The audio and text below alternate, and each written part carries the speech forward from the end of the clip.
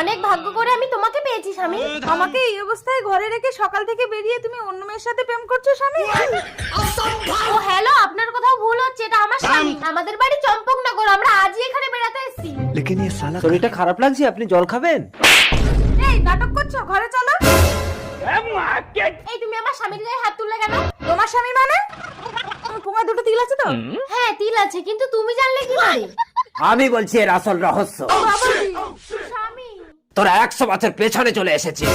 100 বছর পেছনে মানে? দাঁড়া, তোদের সব মনে পড়ে যাবে। স্বামী দেখো, এক ফকির বাবা আমাকে অমর ফল দিয়ে গেছে। এই ফলটা খেলে আমরা 100 বছর পিছনে চলে যাব।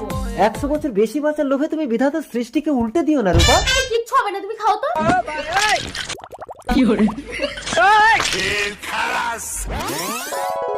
রূপা তোর পরের জন্মের স্ত্রী, এখন তুই আগের জন্মে চলে এসেছিস। এ জন্মে চম্পা তোর স্ত্রী। রূপাকে তুই ছেড়ে দে।